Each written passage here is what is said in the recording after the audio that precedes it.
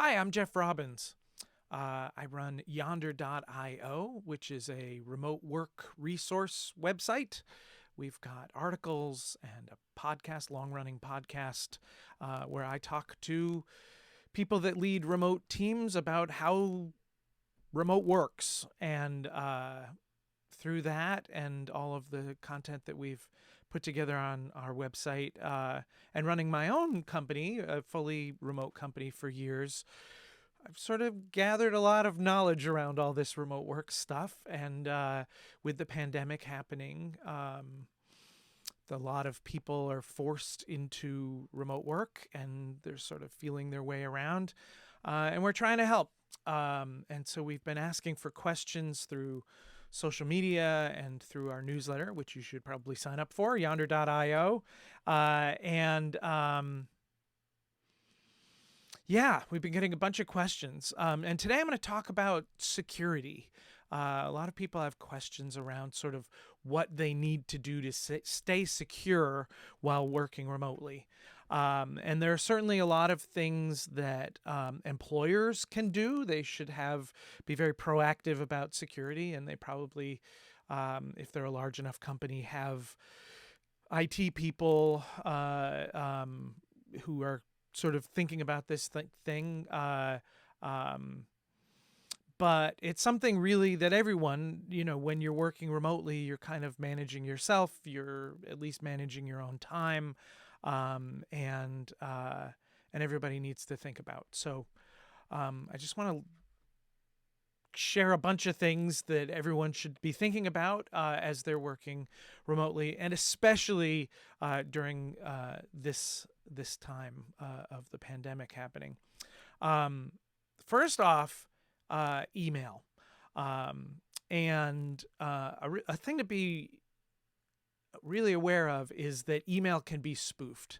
That you don't need to necessarily be always worrying about every email that you get not being from that person, but there are what are called phishing attacks with a PH, where people will spoof an email or get an email domain that looks very similar to your company's domain, and send you an email claiming to be from, let's say, your boss, asking them to wire transfer them money.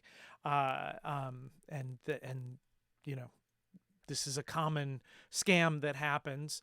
And so I think it's really important for people to remember to kind of verify.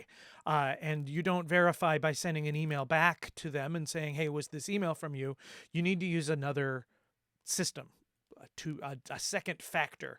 When we talk about two-factor authentication, it works kind of like this. This is not two-factor authentication, but it is a way of sort of verifying, authenticating, kind of, using a second method. So, pick up the phone. You can, if you have regular video calls or something like that, wait, but use a second system. Likewise, also know that texting can be spoofed as well. So if you receive a text, same kind of thing. Pick up the phone, call. If you can hear their voice and it's them, then you can verify that what they're asking for is true. And just generally, kind of keep as my grandmother used to say, keep your wits about you, and realize that. Any given piece of communication might not be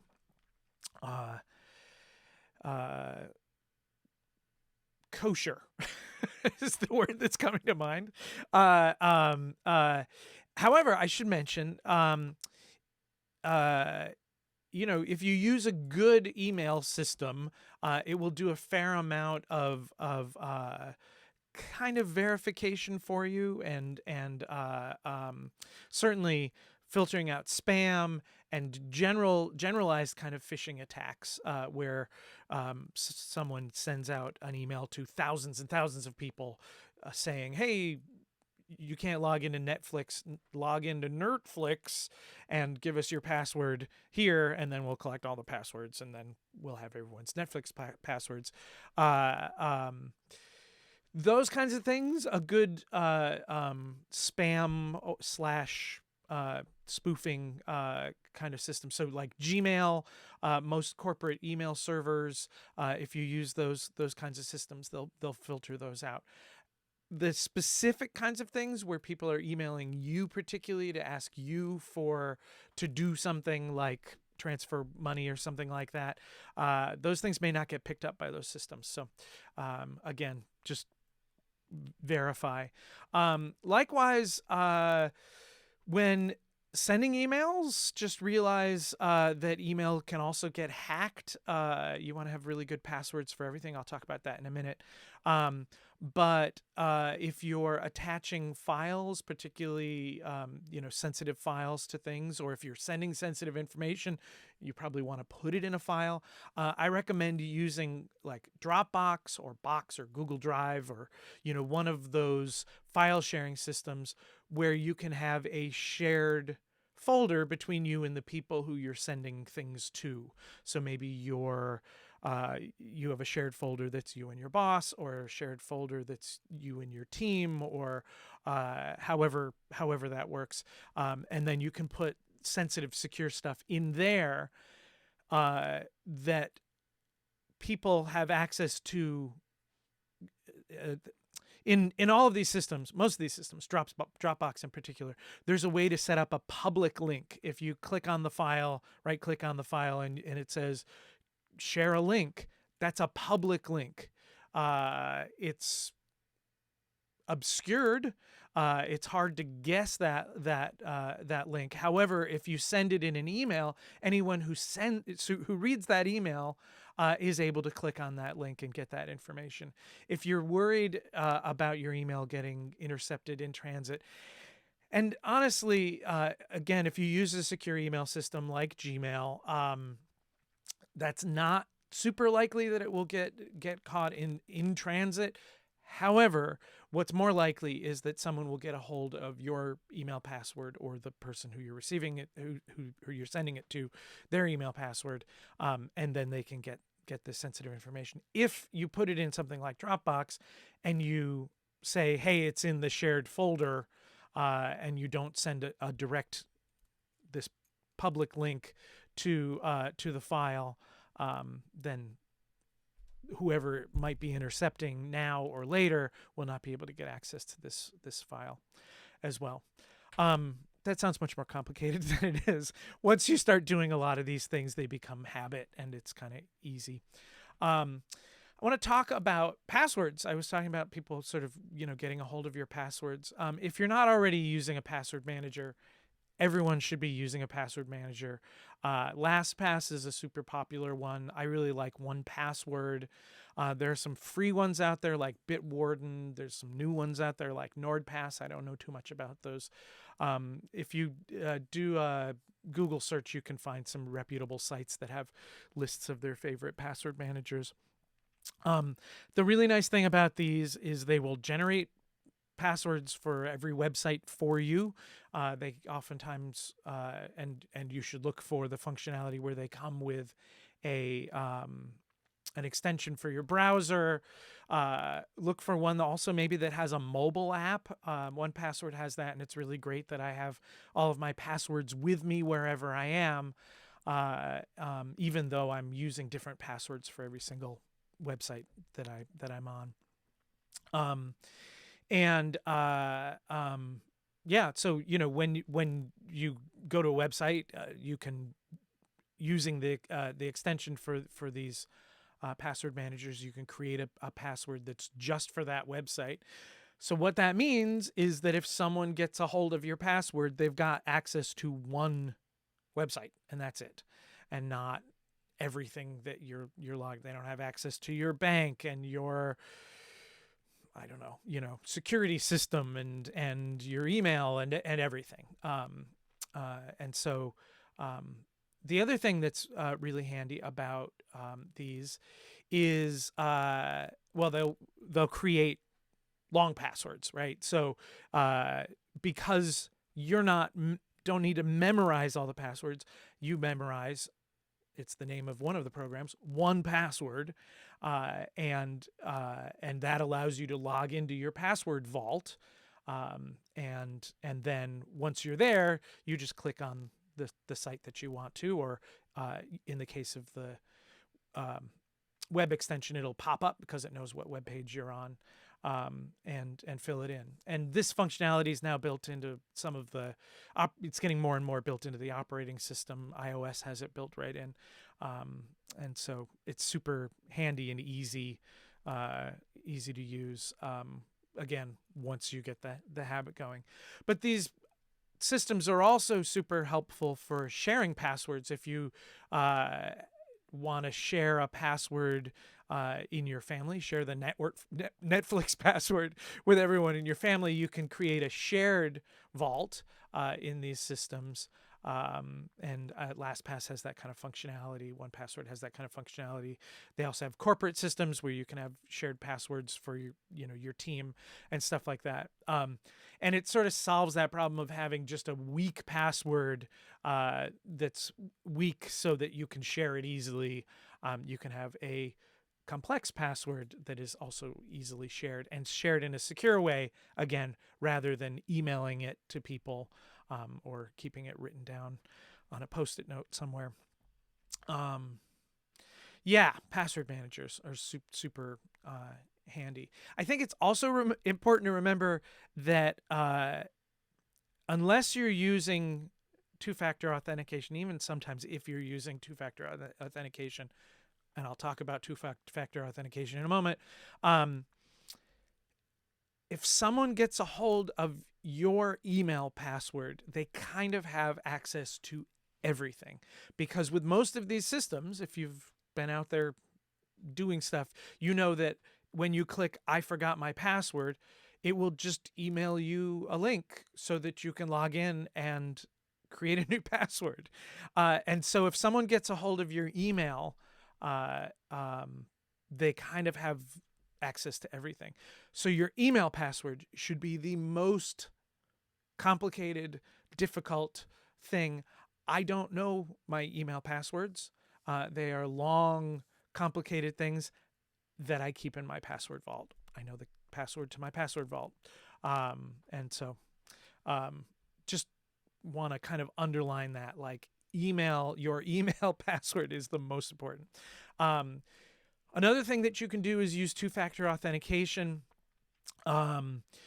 Commonly, that usually means that you enter in your phone number, your mobile phone number, and when you're logging into a website, particularly from a web browser that let's just say your email, let's say you're logging into Gmail and you have two-factor authentication enabled,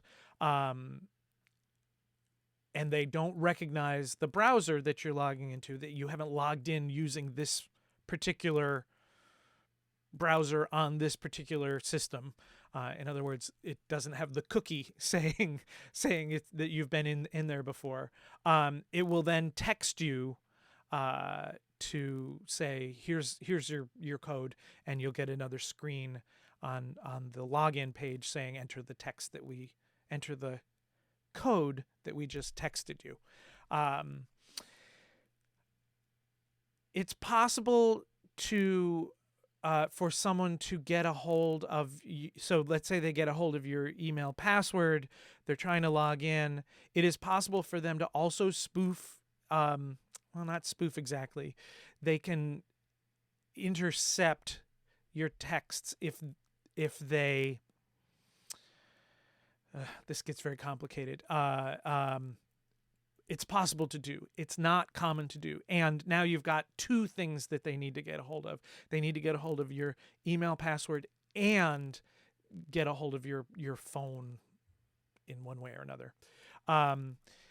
So that's good. There are even things that get better where you get authentication apps that create sort of one-time password things that are like every minute the password changes. things like that. But two-factor authentication, especially the text version, is super easy to do, and is pretty common. Pretty much everyone can do it.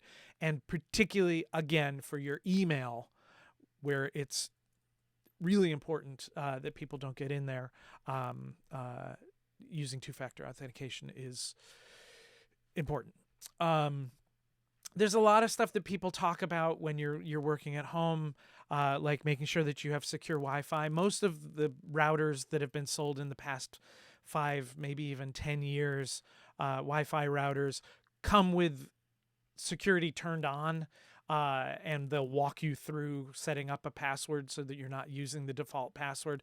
The way that Wi-Fi security works in terms of people being able to kind of intercept the traffic going across, kind of if you have any password set up, even if they get access to the password, they can't intercept the bits as they're going through the air. But it is important for you to have a password set up. If you do not have a password on your Wi-Fi, you should have a password on your Wi-Fi, and you should be using one of the WP. I should have written this down before. I'm not a Wi-Fi security expert, but one of the Wi-Fi security standards, and look it up if you need to figure it out. There's also a lot of talk about VPNs, and using a VPN system. VPN stands for Virtual Private Network, which actually refers to the network and not the application itself. But it's an application that creates a virtual private network between your computer and ostensibly your work's network, your corporate network at work, or another computer. And the reason to do that is so that the data doesn't get intercepted in between, and to ensure that it's secure from point to point, from your computer to the VPN server. Lots of companies where security is paramount, particularly if you're working, doing remote work for a bank, a lot of even like development companies, any kind of IT work and stuff like that will require you to use a VPN. And it's just, most people don't even exactly know what it's doing or how it works. It's just a piece of software that you install and you click it, and when the light lights up to say you're good, you're good. If you're not required to use it, it's not that important that you use it on your home network. If you've got a secure Wi-Fi network, your home network will be relatively secure. If you're worried about it, definitely use it. But for me, a VPN is something that I use when I'm traveling, or if I go and connect to the Wi-Fi network at Starbucks, where there's no network password.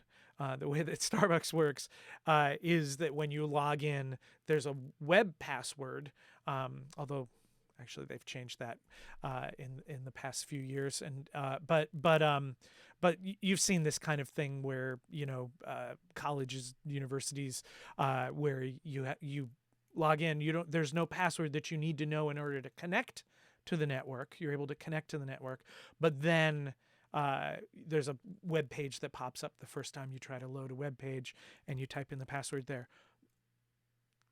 Generally speaking, those networks are not secure, and it's a good idea to use a VPN.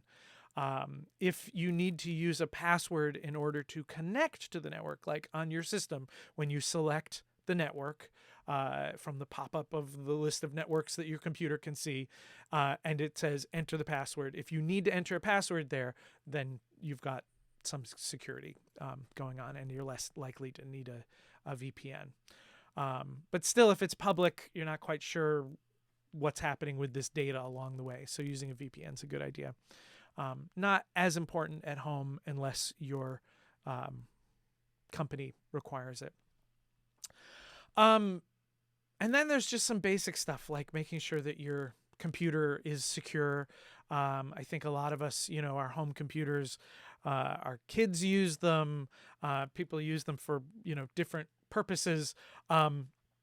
It's really important to keep your software updated on your computer. When those updates pop up saying this is a security update, you should be installing them. It's important not to install random software from random websites. If you're finding maybe a free version of that software that normally would cost $400, don't install that, because lots of times those have nasties in and around them. It's not quite as important these days to have a virus security as it was in the 90s and the aughts. A lot of that stuff, there's applications are being sort of authenticated at the system level. But try to stay clean. And another thing that's sort of related to this, but related to email as well, is another phishing attack kind of thing, is where you'll be sent a document, even like Microsoft Word documents, Microsoft Excel documents, can run macros and sometimes get access to things that they shouldn't be getting access to. And so, if you get someone who you don't know who's emailing you a file that you don't know what it is, don't open the file to find out, because they can sometimes gain access to your system, and start doing things like logging keystrokes, which then could theoretically give them your passwords as you go to these keystroke loggers can watch what website you're going to and then what keys you type in to gain access to that website. What else do I have to say? I had something else to say about documents. Oh, if you're, of course, using something like Dropbox, again, and not attach, it's another reason not to attach files to email.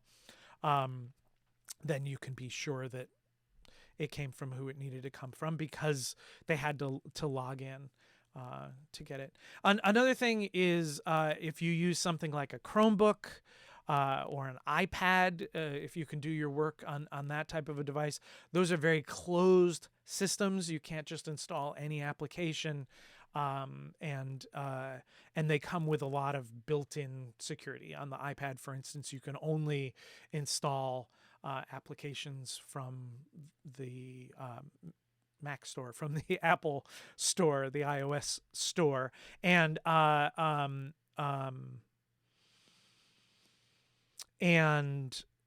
it's an interesting thing. I mean, especially with the newer iPads, the iPad Pro, you can hook up a keyboard and even a mouse to it now, and it becomes kind of a full-fledged computer. It's a little bit limited if you want to do high-end photo editing or well, it does photo editing pretty well actually, but if you're a graphic designer or creative person who needs to do their work, obviously that's not going to work for you. But if mostly what you're doing is email and text communications and stuff like that, if the apps that you need you can find for iPad, you can kind of use it as a full-fledged computer. Likewise, same deal with the Chromebook, which is kind of beyond the scope of this video to explain exactly what a Chromebook is, but you can look it up. They're very cheap, and much more like a laptop than an iPad, at least out of the box. Another thing, to kind of get back to the email stuff I was talking about, there are other communication systems that are not email that can be used. Slack, Microsoft Teams, a lot of even sort of things like Basecamp, where you need to have a username and password in order to log into the site, in order to send messages to the other people who are in there. Those authenticated systems are a lot less likely to be spoofed. Again, people could conceivably get a hold of your email or your your Slack password and log in, but that's a lot less likely. Yeah, it's just, you've got other problems then. So anyway, just wanted to mention those things too. Computer is secure. And yeah, other than that, just like my grandmother said, keep your wits about you. If you've got kind of any questions about anything that you're receiving that you feel like this seems odd, this seems sort of surprising. It's an email from my boss asking me to go to Walmart and buy 200 gift cards and send them in the mail to this address in Uganda. Pick up the phone and call and just say, "Hey, I just want to double check that this is actually you, that you're asking for this." Yeah, stay vigilant. Stay on top of things. You don't need to get too paranoid about things. Just keep in mind that that security is something you need to keep in mind. There you go. All right, I'm Jeff Robbins, yonder.io. Thanks very much. Have a good day.